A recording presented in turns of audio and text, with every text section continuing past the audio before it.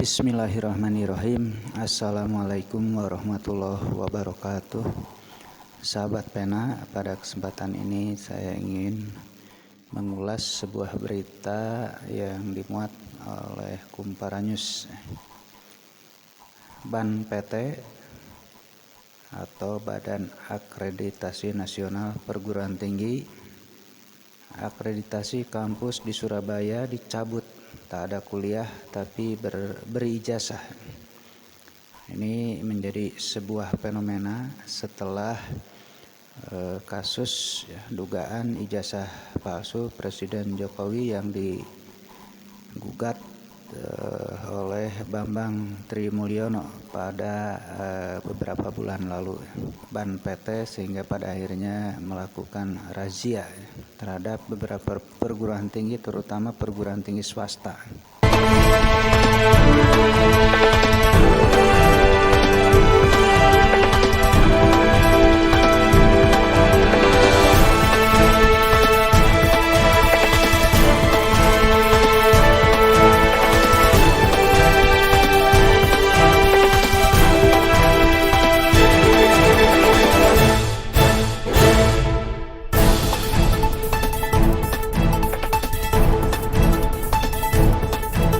Direktur Dewan Eksekutif Badan Akreditasi Nasional Perguruan Tinggi BAN PT Profesor Ari Purbayanto mengatakan bahwa selama 3 bulan terakhir ini ada 26 perguruan tinggi di Indonesia disanksi berat karena tidak profesional.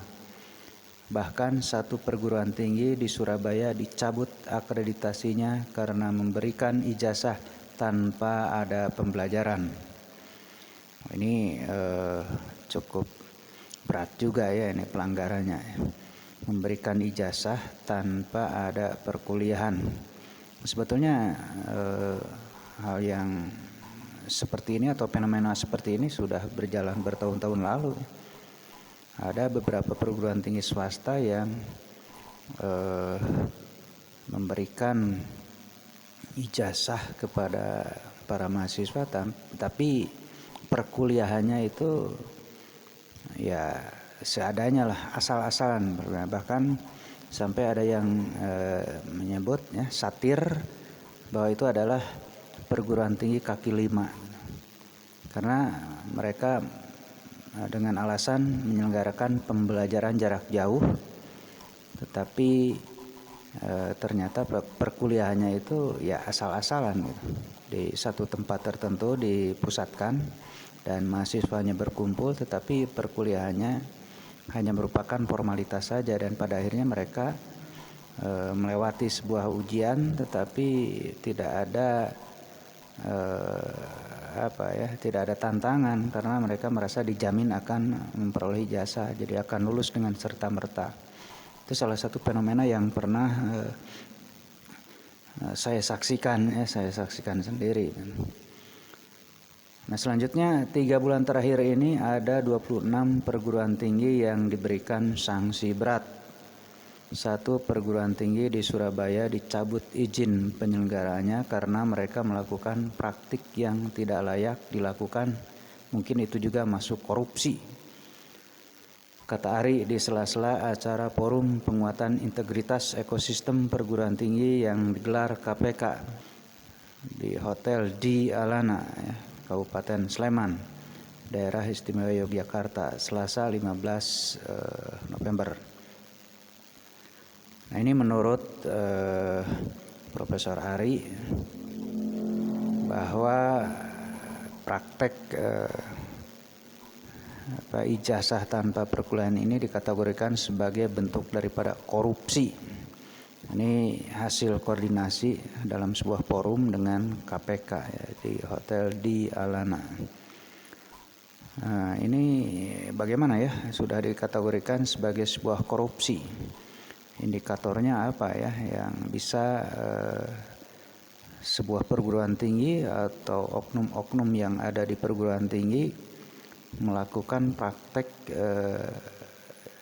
pemberian ijazah tanpa kuliah, kemudian selanjutnya dikategorikan sebagai bentuk daripada korupsi. Ya mungkin saja ya, Kalau umpamakan mereka kan mengumpulkan, karena jelas pemberian ijazah ini tidak gratis ya, pasti bayar sekitar ya 2-3 juta atau bahkan mungkin lebih kalau untuk program perkuliahan atau pemberian ijazah dalam bentuk S2 itu biasanya kan lebih daripada sampai 5 juta, konon katanya sampai 15 juta juga ya. Nah ini dikumpulkan oleh oknum-oknum tertentu, sudah barang tentu ini kan tanpa ada prosedur sebagaimana kegiatan akademik di perguruan tinggi sesuai dengan prosedur yang ada. Bisa saja ini masuk pos-pos yang tidak jelas sehingga pada akhirnya dikategorikan sebagai bentuk daripada korupsi. Nah selanjutnya siapa yang dirugikan ya? Kalau memang mahasiswa atau orang-orang yang berminat dengan kegiatan kampus seperti ini, yakin mereka mengeluarkan uang bisa saja sukarela ya, karena dia memperoleh ijazah, keuntungannya di sana ya bagi mereka. Hanya yang dirugikan sudah barang tentu ini adalah komunitas masyarakat intelektual yang memang mendambakan produk-produk akademik yang bermutu ya. Contohnya saja umpamakan mereka yang benar-benar kuliah jerih payah, hujan dan panas mereka jalani, jerih payahnya melakukan kegiatan ujian akhir semester, termasuk juga ujian tengah semester. Setiap program pembelajaran dijalani, tugas-tugas juga dengan susah payah. Tetapi mereka kalah bersaing di lapangan untuk memperoleh sebuah pekerjaan umpamanya, kalah sama yang ijazahnya ya aspal itu ya. Jadi asli tapi palsu. Nah itu yang dirugikan adalah komunitas masyarakat yang benar-benar melakukan kegiatan perkuliahan secara normatif. Saya bacakan lebih lanjut ini artikel ini. BAN PT dibentuk tahun 1994 untuk membantu pemerintah dalam upaya melakukan tugas dan kewajiban melaksanakan pengawasan mutu dan efisiensi pendidikan tinggi. BAN PT juga bertugas memberikan akreditasi bagi PTN dan PTS. Lebih lanjut, Ari menjelaskan bahwa satu perguruan tinggi di Surabaya tersebut menerima mahasiswa aktif, akan tetapi tidak ada proses pembelajaran sama sekali. Lalu setelah 3 tahun perguruan tinggi itu memberikan ijazah kepada mahasiswa. Waduh. 3 tahun ya, dipersilakan mahasiswa tanpa ada perkuliahan. Nunggu aja ya, bayar, nunggu dapat ijazah. Enak sekali ya. Nah ini sanksinya memang cukup berat dari Badan Akreditasi Nasional Perguruan Tinggi sehingga dicabut sekaligus ya. Selanjutnya, artinya mendapat izin penyelenggara, mendapat akreditasi BAN PT, menerima mahasiswa aktif tetapi tidak ada proses pembelajaran, tapi memberi ijazah. Jadi enggak perlu sekolah, ijazah dikasih tapi menunggu 3,5 tahun kata Ari. Enak sekali ya. Nah ini kasus ijazah seperti ini konon ya, menduga-duga ini saya juga ya, saya tidak pernah melihat ya, tapi dengar sering. Konon katanya ini banyak dilakukan oleh kalangan-kalangan para pejabat ya, yang karena mereka untuk menduduki jabatan tertentu diperlukan ijazah tertentu ya, syarat minimal. Bahkan sebagai sebuah prestise bagi pejabat tertentu ya, seperti para wakil rakyat, kita sering menyaksikan di nampang-nampang baik di layar televisi ataupun di media-media cetak, dalam ya baliho-baliho dipasang dengan gelar yang brandel ya. Bahkan sampai 5 gelar S2. Mana mungkin mereka sempat untuk melakukan kegiatan kuliahnya dengan gelar sebanyak itu kan. Logika saja dalam S1 saja kan harus 4 tahun, Itu batas minimal kan, yang mereka betul-betul mahasiswanya yang brilian ya, otaknya. Kalau yang normal-normal itu menurut hemat saya ya 6 tahunan lah. Nah kalau umpamakan kita dapat 5 gelar, S1-nya 2 gelar umpamakan ya taruhlah 12 tahun tambah S2 ya kurang lebih 2-3 tahun, kalikan saja gitu. Dalam waktu yang cukup lama. Sementara beliau-beliau itu sangat sibuk ya dengan kegiatan atau aktivitas tupoksinya, mana mungkin sempat melakukan kegiatan akademik yang normatif. Dan konon pula katanya memang kalau untuk pejabat tertentu bukan pejabatnya yang datang ke kampus, tapi sebaliknya dosennya yang datang ke ruang kerja pejabat itu ya. Dan yang dilakukan ya cuma ngobrol-ngobrol doang katanya ini ya, konon katanya. Nah fenomena ini ya memang harus diselidiki ya oleh ya dalam hal ini pihak yang berwenang yaitu Ban PT. Nah selanjutnya, jadi tetap mendaftar, daftarnya ada di database kita, ijazahnya juga terdaftar, tapi tidak ada proses pembelajaran Beber Ari. Nah ini memang ya ketika ijazah aspal tersebut diklarifikasi di kampusnya memang ada database-nya. Hanya yang jadi persoalan kan perkuliahannya tidak dilakukan. Nah ini tentunya harus sampai kepada database kehadiran ya. Kan biasanya kalau di perguruan tinggi itu ya sama, di sekolah dasar juga kan ada daftar hadir. Hanya sayang kan kalau daftar hadir barangkali database-nya itu tidak tertib dan ya sudah sekian beberapa tahun kemudian ya hilang. Ini sulit juga untuk bisa dilacak. Nah inilah yang dimanfaatkan oleh oknum tertentu untuk bisa melakukan kegiatan fenomena semacam ini. Selanjutnya, perguruan tinggi yang disanksi juga ada yang memasukkan data dengan tujuan untuk memperbaiki akreditasi. Wah, beberapa macam kepentingan ya. Di satu pihak masyarakat yang memburu atau oknum masyarakat yang memburu ijazah tanpa kuliah juga punya kepentingan sebagai syarat minimal meniti sebuah jabatan atau pekerjaan. Di lain pihak perguruan tinggi yang bersangkutan bertujuan untuk memperbaiki akreditasi ya, karena akreditasi ini sangat menentukan ya bagi sebuah perguruan tinggi, yaitu label ya, menjadi branding yang bisa menarik perhatian masyarakat. Umpamakan kalau akreditasi A itu kan sangat diburu ya, baik oleh perguruan tinggi untuk memancing minat mahasiswa, dan mahasiswa juga, calon-calon mahasiswa juga tertarik dengan perguruan tinggi berakreditasi A tersebut karena memang prestisenya sangat tinggi. Selanjutnya, perguruan tinggi yang memasukkan data ini kan korupsi juga. Nah ini kata Pak Ari, korupsi juga ya. Jadi tujuannya agar akreditasinya baik. Jadi potret kami walaupun potretnya baik, kami bisa aduan masyarakat, jadi ada dosen mengadu ke kami, masyarakat memberikan aduan, maka kita akan melakukan surveillance turun ke lapangan, kata Ari. Ari menjelaskan bahwa Ban PT turun ke lapangan juga didampingi tim investigasi dari Direktorat Kelembagaan. Mereka kerjasama dan menetapkan perguruan tinggi tersebut dicabut akreditasinya dan izinnya dibekukan. Nah, bisa-bisa ini gulung tikar ya kalau memang sudah dicabut izin operasionalnya, ya jelas tidak boleh beroperasi lagi, tidak punya hak untuk menerima mahasiswa baru.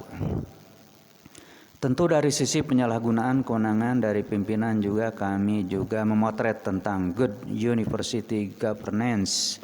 Jadi tata kelola yang diharapkan KPK, tata kelola yang bersih, transparan, itu kami potret juga bebernya. Ari mewanti-wanti apabila ada kecurangan maka tak segan-segan akreditasi perguruan tinggi akan dicabut. Termasuk juga bentuk kecurangan ya, ini ijazah aspal ini, dan masuk ke dalam peringatan dari Allah Subhanahu wa taala, wailul lil mutaffifin, celakalah bagi mereka-mereka yang curang. Tidak hanya perguruan tinggi swasta, tapi semua perguruan tinggi yang di bawah kami jumlahnya ada 4.548 perguruan tinggi dengan jumlah program studi total ada 40.000 program studi katanya. Nah, ini banyak juga ya, 40.000 program studi. Semestinya kalau memang konsekuen dan komitmen terhadap aturan yang sudah dibuat dan disepakati, harus mampu membuat output ya, mencetak output dengan kapasitas dan kualitas yang tinggi. Tetapi kenyataan di masyarakat bisa kita lihat bagaimana mutu pendidikan yang ada. Selanjutnya, pendidikan anti korupsi. Deputi Pendidikan dan Peran Serta Masyarakat KPK Wawan Wardiana mengatakan bahwa pendidikan anti korupsi sudah mulai diimplementasikan di perguruan tinggi. Kalau boleh dikatakan, kalau untuk implementasi di prodi-prodi itu sudah ada hampir 40% prodi se-Indonesia yang itu sudah mengimplementasikan pendidikan anti korupsi, kata Wawan. Baik ada sifatnya yang insersi tadi, dimasukkan dalam mata kuliah, tapi ada juga PTN yang membuat mata kuliah khusus anti korupsi, ada juga. Nah, tahun ini kita coba mengimplementasikan, kita bikin semacam uji coba untuk ekosistem integritas perguruan tinggi ini jelasnya. Rekan-rekan, sahabat pena yang saya banggakan, itulah tadi artikel dari kumparan.com yang membahas mengenai pencabutan izin operasional, izin akreditasi dari sebuah perguruan tinggi karena melaksanakan pemberian ijazah tanpa kuliah. Ini pada kesempatan ini menjadi sebuah fenomena setelah mencuatnya dugaan ijazah aspal Presiden Jokowi. Bahkan ya kalau menurut hemat saya ada kategori kan ijazah itu, ada ijazah palsu, ada ijazah aspal, ada ijazah asli. Ijazah palsu ya benar-benar palsu ya. Jadi baik cetakannya, produk ijazahnya dari mana, itu tidak jelas ya, dicetak di luaran-luaran institusi yang berkewenangan. Itu namanya ijazah palsu. Ditulis juga oleh orang yang di luar sistem penulisan ijazah. Nah, selanjutnya ijazah aspal, ijazahnya asli, betul asli. Nah, kemudian dikatakan palsu ya karena memang orangnya tidak kuliah, itulah jadinya ijazah palsu. Nah, ini yang sering mengecewakan komunitas masyarakat ya. Ketika masyarakat yang benar-benar kuliah berlomba-lomba untuk mengisi atau memasuki bursa kerja tertentu, tapi kalah bersaing sama mereka yang ijazahnya aspal. Umpama kan mereka ijazahnya minimal SLTA, kemudian ada yang punya ijazah aspal S1. Ketika si pemberi bursa kerja atau perusahaan tertentu yang membuka lapangan pekerjaan, mereka syarat minimalnya ijazah SLTA, kemudian mereka tertarik dengan yang calon pekerjanya yang memiliki ijazah S1 padahal aspal. Jadi sehingga tanpa meneliti atau melihat keberadaan bagaimana itu ijazah S1, apakah asli atau bukan, ya langsung diterima saja. Nah, itu merugikan mereka yang ijazahnya asli meskipun dari SLTA. Ini seringkali terjadi di lingkungan masyarakat, bahkan sudah menjadi sebuah fenomena ya bertahun-tahun lalu. Nah, sekarang baru ada tindakan dari pihak BAN PT setelah memang mencuat gugatan dari Bambang Tri Mulyono terhadap ijazah atau dugaan ijazah palsu Bapak Presiden Jokowi. Ini memang menjadi hikmah ya bagi kita.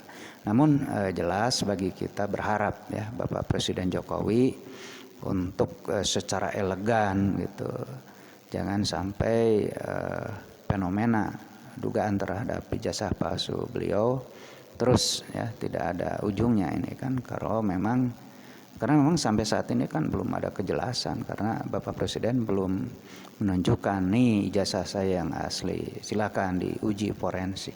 Dengan adanya reuni singkat, kemudian menunjukkan fotokopi ijazah. Nah, selama ini kan marak reuni yang dilakukan oleh para alumni dari lembaga satuan pendidikan masing-masing atau satuan pendidikan tersebut. Mereka saya pikir ya berapa persen bahkan mungkin tidak ada ketika mau reunian bawa fotokopi ijazah, kan suatu hal yang tidak lazim. Itu ya yang memang perlu kita sikapi oleh para pemimpin negara, para pejabat negara, termasuk para pejabat-pejabat di lingkungan instansi untuk memberikan contoh yang baik kepada masyarakat. Bagaimana kita melakukan satu aktivitas akademik yang betul-betul konsisten, konsekuen sesuai dengan aturan yang berlaku. Kan mereka penegak aturan, mereka menyuruh-nyuruh warga negara, menyuruh-nyuruh warga masyarakat untuk taat kepada aturan. Itu yang memang perlu kita sikapi ya dengan baik agar ya negara ini kan maju dengan sikap, berawal dari keberadaan sikap seperti itu, insya Allah negara ini akan maju. Itulah rekan-rekan sahabat pena yang saya hormati, uraian atau ulasan saya mengenai berita tentang fenomena pemberian ijazah tanpa perkuliahan. Mudah-mudahan ini bisa dapat diselesaikan oleh pihak berwenang, khususnya oleh BAN atau Badan Akreditasi Nasional Perguruan Tinggi. Billahi taufiq wal hidayah. Assalamualaikum warahmatullahi wabarakatuh.